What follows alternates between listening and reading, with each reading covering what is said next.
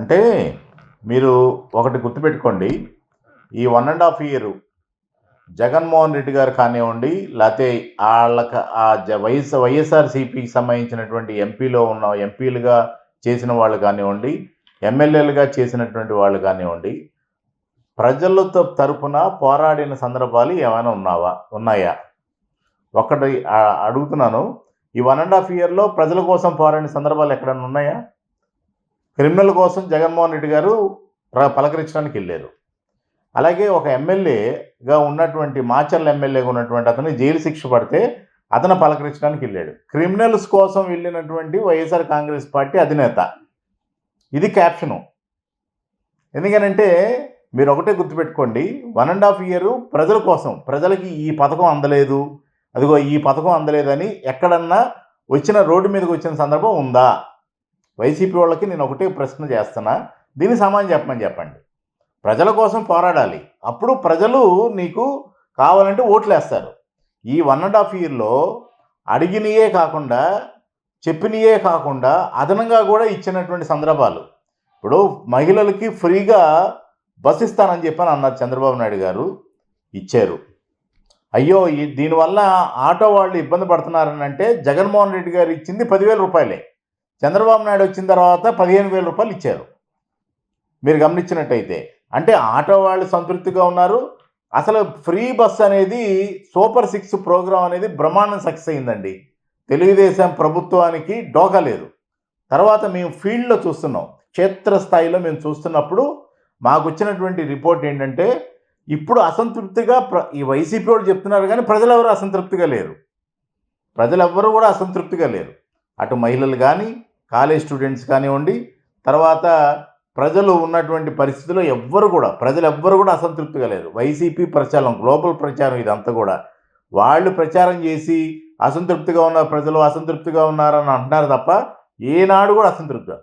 ఈరోజు చూడండి మీరు, వీళ్ళందరూ కూడా మేము ప్రచారంకి వెళ్తున్నాం, మేము మెడికల్ కాలేజీ గురించి పోరాడుతున్నాం అని చెప్పని అన్నారు. మెడికల్ కాలేజీ 5 సంవత్సరాలు మీరు ఎందుకు కంప్లీట్ చేయలే?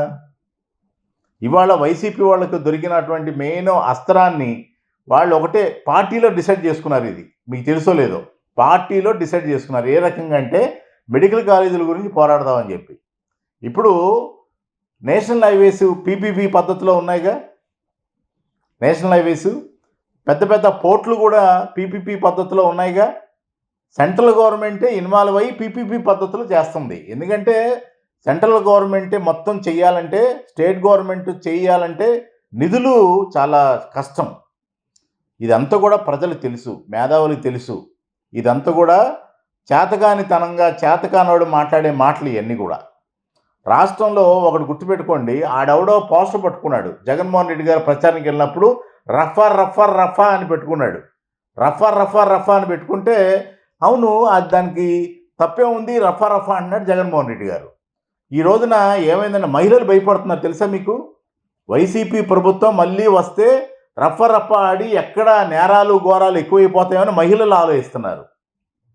అలాగే చదువుకున్న వాళ్ళు ఆలోచిస్తున్నారు, గవర్నమెంట్ ఎంప్లాయీస్ ఆలోచిస్తున్నారు. ఇప్పుడు కూటమి ప్రభుత్వానికి డోకా ఏం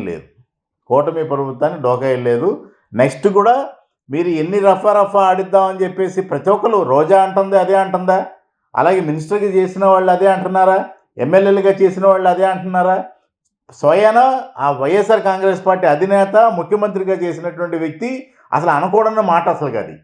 ఆయన కూడా అదే మాట అంటుంటే, రఫా ఆడిస్తే ఆడిస్తాను అంటున్నాడు. మంచిదేగా, మన ప్రభుత్వం వచ్చిన తర్వాత ఆడిద్దామని అంటున్నాడు ఆయన. అదిగాక పోలీసు వాళ్ళని బట్టలు ఓడదీసి నేనేంటో చూపిస్తాను అంటున్నాడు జగన్మోహన్ రెడ్డి గారు.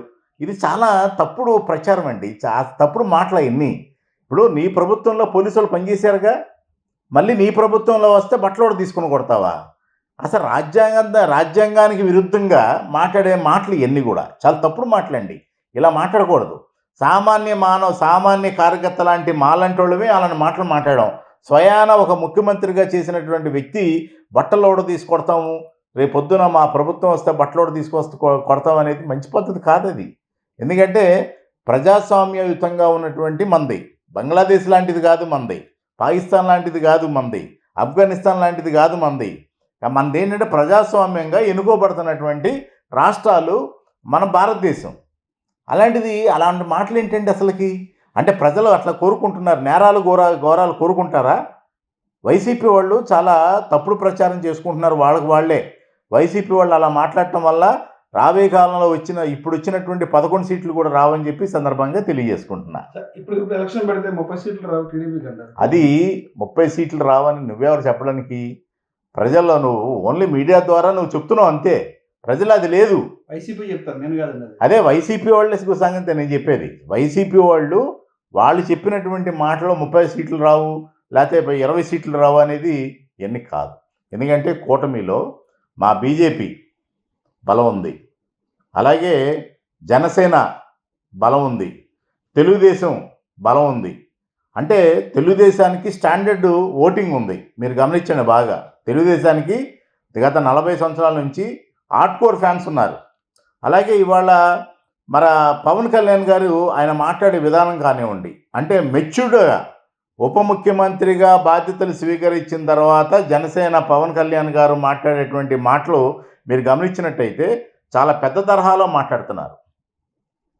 చాలా పెద్ద తరహాలో. అంటే రాబోయే కాలంలో నేను ఒక ముఖ్య భూమిక పోషిస్తాను రాష్ట్రంలో, ఆంధ్రప్రదేశ్ రాష్ట్రంలో అని ఒక సూచిక అనమాట. అది తెలుసుకోవాలి. ఇదంతా పొలిటికల్గా ఉన్న వాళ్ళందరూ తెలుసుకోవాలి. జనసేన అధినేత పవన్ కళ్యాణ్లో చాలా మార్పు వచ్చింది. హుందాగా ప్రవర్తిస్తున్నాడు ఆయన, అలాగే ఓ పెద్దరికంగా ప్రవర్తిస్తున్నాడు ఆయన. ఇట్లాంటివన్నీ కూడా మనం గమనించుకొని మనం ముందడుగు వేయటం. మేము భారతీయ జనతా పార్టీ ఉంది, జనసేన పార్టీ ఉంది, అలాగే తెలుగుదేశం పార్టీ ఉంది. ఈ 3 మీద ఎట్లా ఓడిపోతారండి? మీరు ఎట్లా 30 సీట్లు వస్తాయని అనుకుంటున్నారు? పోనీ ఏదైనా పథకం ఇవ్వకుండా ఉన్నారా? ఈ 1.5 year పథకాలన్నీ ఇచ్చారుగా. ఇప్పుడు మీకు తల్లికి వందనం అని చెప్పేసి పిల్లలకి ఇస్తున్నారు. మీరు ఆ రోజున అన్న రామానాయుడు గారు అన్న దాన్ని ఎగతాళి చేశారుగా. మీకు 15,000, మీకు 15,000, కడుపులో ఉన్న పిల్లకు కూడా 15,000 అంట అని ఎగతాళి చేశారుగా. మరి రాష్ట్ర ప్రభుత్వం ఇచ్చింది కదా. మరి ఇంకెక్కడ అసంతృప్తిగా ఉంది? అమ్మ ఒడి అని చెప్పి మీకు ఒక్కరికే ఇచ్చారు. వైఎస్ఆర్ కాంగ్రెస్ పార్టీ ప్రభుత్వం ఉన్నప్పుడు ఒక్కరికే ఇచ్చారు. ఇవాళ 4 పిల్లలు ఉన్నా ఇచ్చారు, 11 మంది పిల్లలు ఉన్న కుటుంబంలో కూడా ఇచ్చారు. పేపర్లు వేశారు, మీడియాలో వచ్చింది, అన్ని మీడియాలో వచ్చింది కదా. వాళ్ళే వచ్చి డైరెక్ట్గా మీడియా వాళ్ళతో చెప్పారు కదా. ఇంకెక్కడ అసంతృప్తి ఉంటుంది? నెల పెన్షను సపోజ్ 1వ తారీఖున ఏమన్నా పండగలు పబ్బాలు వస్తున్నాయనుకోండి, 31వ తారీఖు లోపే ఇచ్చేస్తున్నారుగా. పెంచినటువంటి 4,000 జగన్మోహన్ రెడ్డి గారు ఉన్నప్పుడు 5 సంవత్సరాలు 200 పెంచుకుంటూ 1,000 రూపాయలు నిక్కి నీలికి ఇచ్చాడు జగన్మోహన్ రెడ్డి గారు. మరి చంద్రబాబు నాయుడు గారు ఒకేసారి 1,000 రూపాయలు పెంచుతానన్నాడు, 1,000 రూపాయలు పెంచి ఇచ్చాడు. ఇవాళ 4,000 రూపాయలు పెన్షన్ వస్తుంది కదా. అలాగే జగన్మోహన్ రెడ్డి గారు ఆయన ఎలక్షన్లో ఉన్న క్యాంపెయిన్లో ఉన్నప్పుడు చంద్రబాబు నాయుడు గారు ఏమని ప్రచారం చేశారు? మేము 2 నెలలు ఈ 2 నెలలు ఎలక్షన్ క్యాంపెయిన్ వల్ల 2 నెలలు మీకు పెన్షన్ రావట్లేదు కాబట్టి అవి కూడా కల్పిస్తానన్నాడు. ఇచ్చాడు కదా. ఇంకెక్కడ అసంతృప్తిగా ఉంటుంది? బియ్యం, స్కూల్లో బియ్యం చూసారా మీరు? ఎంత చక్కగా బియ్యం ఉన్నాయో, మన ఇంట్లో వాడుకునే బియ్యంలాగా ఉన్నాయి ఇప్పుడు. మరి రేషన్ పర్ఫెక్ట్గా ఇస్తున్నాడుగా. అనవసరంగా మీరు ఆ రోజున ఆ ఆటోలు పెట్టారు, ఈ ఆటోలు పెట్టారు, రోడ్డు మీద నుంచో పెట్టారు. ఇవాళ రేషన్ డిపోల దగ్గరికి వెళ్ళి బియ్యం తీసుకుంటున్నారు, పంచదార తీసుకున్నారు, కందిపప్పు తీసుకున్నారు, నిత్యావసర సరుకులని చక్కగా తీసుకుంటున్నారు. ఆ 24 గంటలు అక్కడ వర్కింగ్ అవర్స్. ఎవరైతే డిపో ఉందో 24 గంటలు అందుబాటులో ఉన్నాడు. వీళ్ళు ఉద్యోగాలకు వెళ్ళి అక్కడికి వెళ్ళి ఇదివరకు ఆటోలు టయానికి వచ్చేవి కాదు. ఇవాళ ఈ రేషన్ డిపో ఉండటం వల్ల చక్కగా అందరూ వెళ్ళి తీసుకుంటున్నారు. ఇంకెక్కడ అసంతృప్తి ఉంది?